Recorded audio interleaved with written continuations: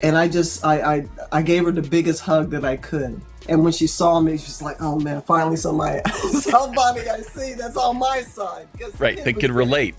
she was getting hit with everything left and right, and I just said, I hugged her. I said, "I'm so proud of you." Welcome back to the Caitlin Hoops Daily. Today's story is generating massive buzz throughout the WNBA, with fresh claims and unexpected twists bringing Caitlin Clark and Sophie Cunningham straight into the spotlight.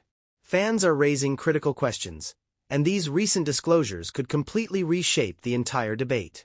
What is truly taking place behind closed doors, and why has this become the main topic of conversation? Stick around until the very end as we break down all the latest developments, responses, and every crucial detail. Without further delay, let's dive right into today's report. It isn't a media release or a flashy headline that opens the tale they wanted to keep hidden. It begins with a simple embrace. When Cheryl Miller wrapped her arms around Caitlin Clark, it was far more than a tender moment captured on camera. To outside observers, it looked like pure empathy.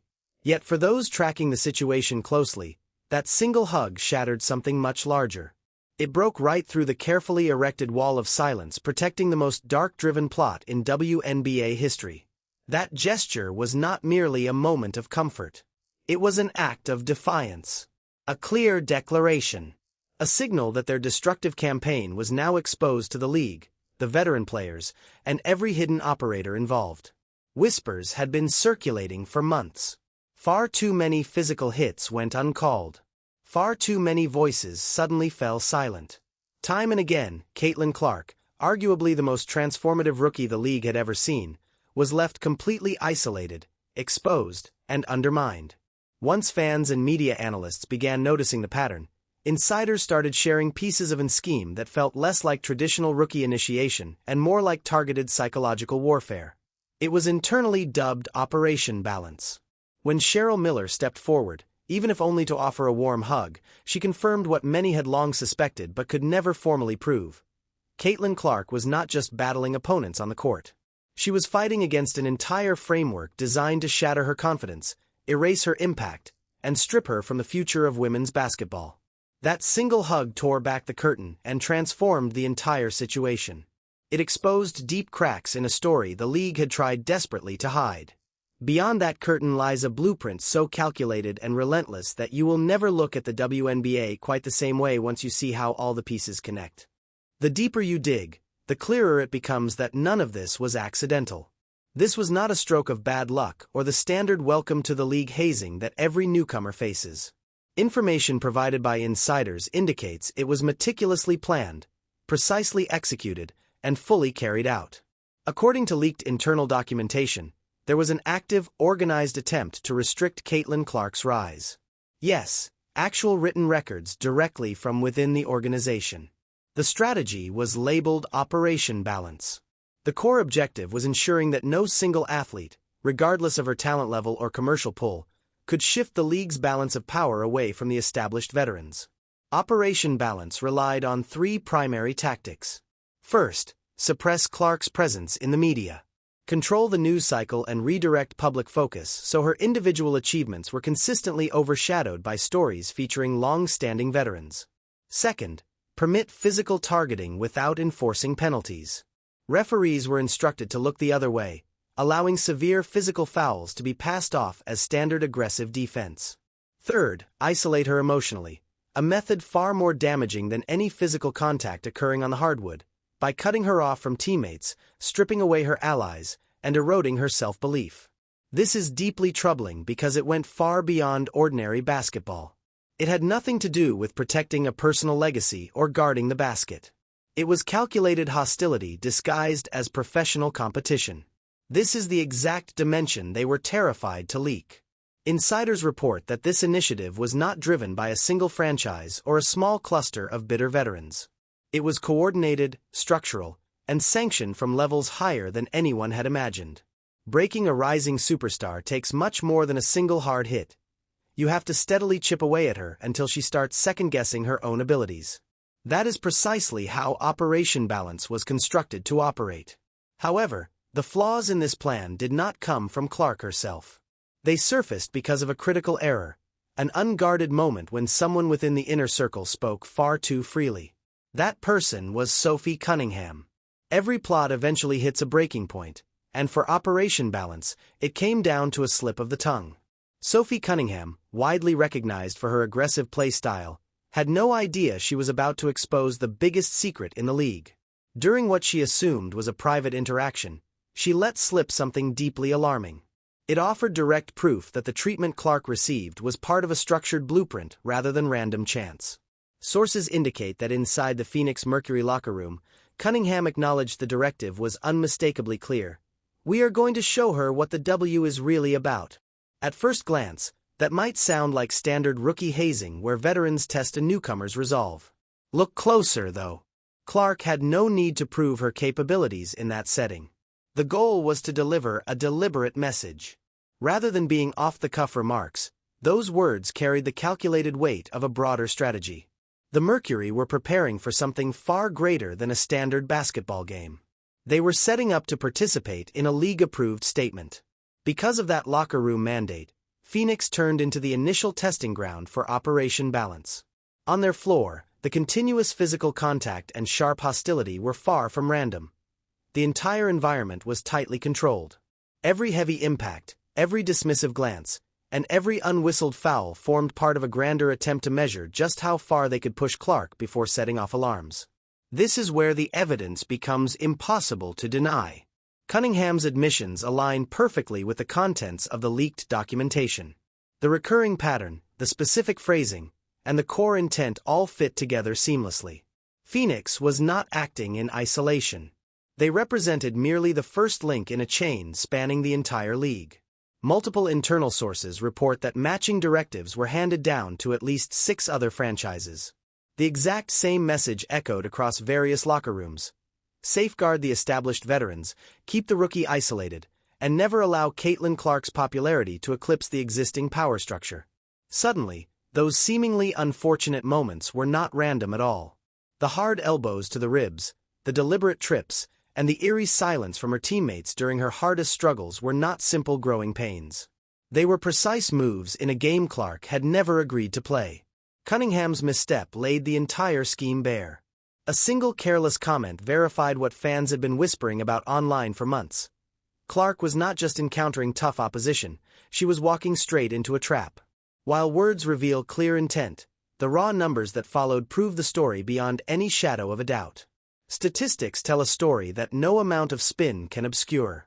You can dismiss rumors and refute leaked audio, but figures remain completely objective. Furthermore, the statistical record from Caitlin Clark's inaugural season does not just raise eyebrows, it completely blows the lid off Operation Balance.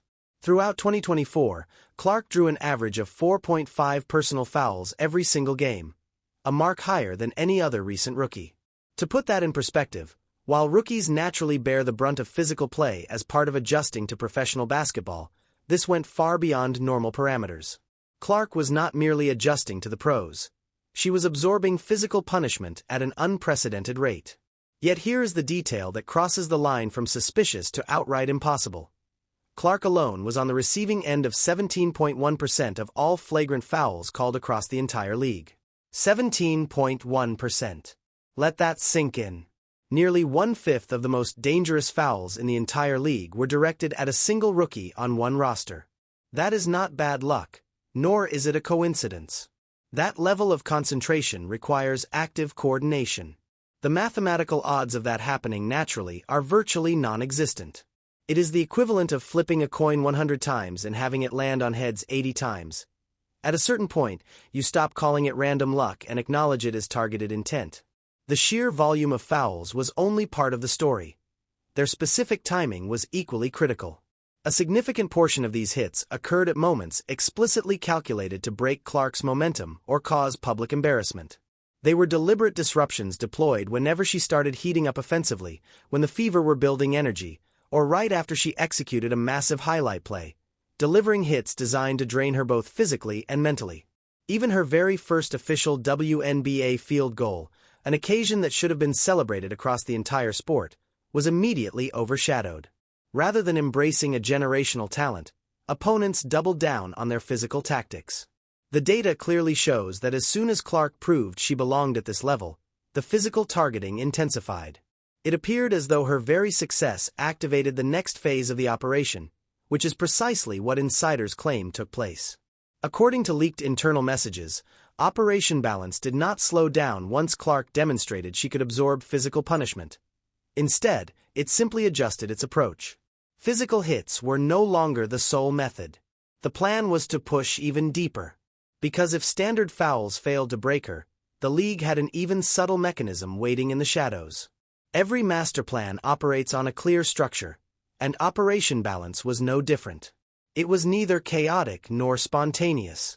It was systematically organized into 4 distinct stages, each engineered to force Caitlin Clark toward a breaking point. Phase 1 was physical intimidation. This was the most visible part of the strategy, functioning as the opening act.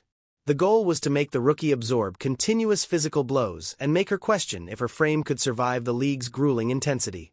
Late elbows, non-stop illegal contact, and brutal screens that crossed the line were all tolerated by referees who suddenly seemed blind to the action. The underlying message was simple: you do not belong here. Phase 2 was media suppression. When Clark managed to withstand the physical punishment, they transitioned to their next tool: forced narrative control. Her record-breaking achievements were minimized and her highlight clips were sidelined in favor of established veteran stories.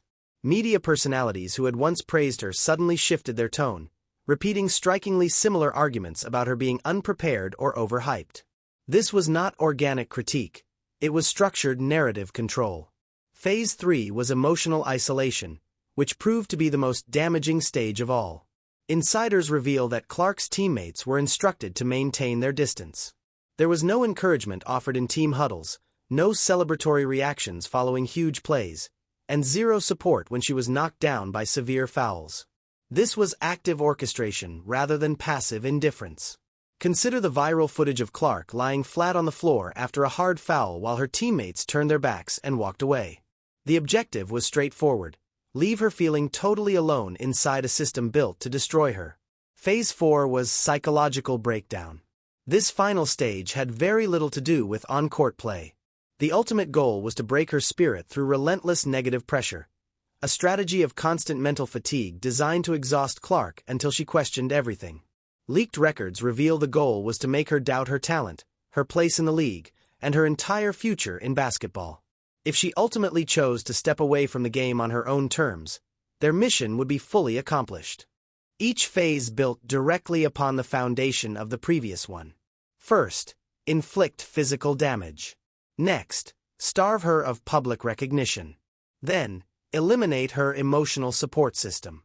Finally, induce enough self-doubt that she considers walking away from basketball altogether. This 4-step blueprint came dangerously close to succeeding. Yet the ruthless design of Operation Balance lay not just in its broad structure, but in its subtle execution. Viewed in isolation, none of these steps looked like an overt conspiracy.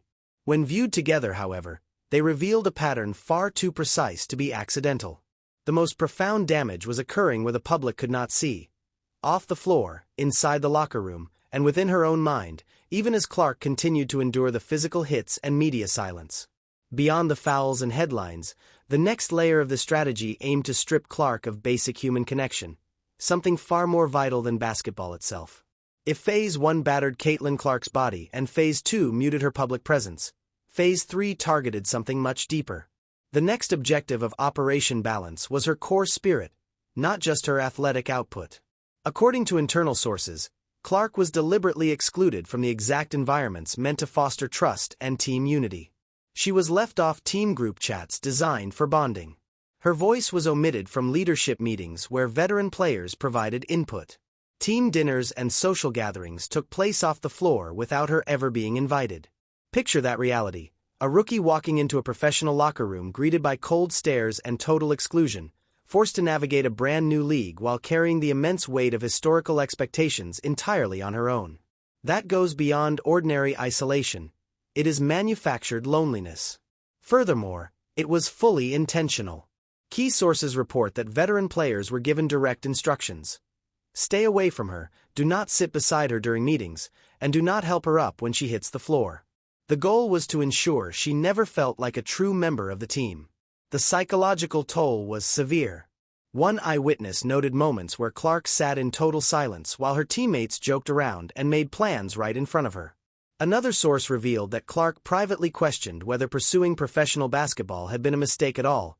That was the depth of her alienation. The video evidence speaks for itself.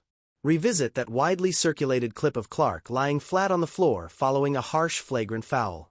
Cameras caught her teammates actively looking away, not making a single gesture to help her up. While fans assumed it was merely poor team chemistry, insiders confirmed that moment was deliberately staged. It was Operation Balance in full view, publicly showcasing her isolation to maximize her humiliation. The hostility did not pause there. Seasoned players actively monitored Clark's emotional state, searching for any vulnerability to exploit. Frustration, exhaustion, or self-doubt were immediately treated as openings to strike. It was no longer a sporting contest. It was psychological warfare. The outcome matched the exact blueprint of the operation. Clark began to withdraw. Those close to her shared that she doubted her purpose, wondered if she was even wanted, and contemplated walking away from the game entirely. This is the dark reality of the situation. Operation Balance did not require Clark to lose on the court to succeed. All it needed was for her to break on the inside, because once self-doubt takes root, raw skill alone cannot save you. Yet the operation went even further. They had tools far beyond physical hits and locker room abandonment. What they unleashed was a fully integrated effort involving officials, media figures, and the league structure itself. Had Operation Balance ended with physical hard fouls and locker room isolation, it would have been damaging enough. But the plan extended far beyond her teammates. Referees, TV analysts, and media outlets were drawn into the fold with remarkable precision as the operation reached higher levels. Insiders allege that officials faced subtle yet clear expectations. Allow opponents extra leeway when making contact with Clark, refrain from protecting her when she voiced frustration, and blow the whistle on her for minor infractions. The data confirms this pattern. Referees repeatedly ignored obvious physical fouls against Clark throughout her debut season. Elbows, moving screens, and shoulder hits repeatedly sent her crash landing to the floor. The moment she reacted by raising her hands in frustration, however, a whistle instantly blew for a technical foul. Two completely different standards applied to the exact same physical play. This was not simple poor officiating. It was controlled officiating. Referees were only one piece of the puzzle, as media figures played an equally significant role. Leaked communications reveal that specific talking points engineered to undermine Clark's rise were distributed to prominent WNBA figures, including Cheryl Swoops. Phrases such as, "she is overhyped," "she needs to earn her stripes," or "she isn't ready for this level," began appearing across multiple media platforms, repeated verbatim during various broadcasts. That level of consistency was far too uniform to be organic. It was deliberate narrative shaping. The coordination did not stop there. Veteran players from several organizations leaked group messages exposing coordinated social media efforts. Targeted posts designed to dim Clark's best highlights, tweets questioning her toughness immediately after heavy physical games, and carefully timed interviews aimed at redirecting public attention back toward the league's established stars. Fans quickly caught onto the trend. Every single time Clark achieved a career breakthrough, an immediate, loud, and strangely synchronized pushback followed, as if every part of the sports ecosystem, from referees and veterans to studio analysts, was reading off the exact same page. One insider described it as total warfare: reputational damage in the press, mental pressure in the locker room, and physical punishment on the hardwood. Clark was no longer just playing basketball. She was facing an organized system controlling every angle of the sport. Yet the most compelling evidence was not the media spin or the physical fouls. It was the absolute panic that erupted when one legendary figure finally dared to break script.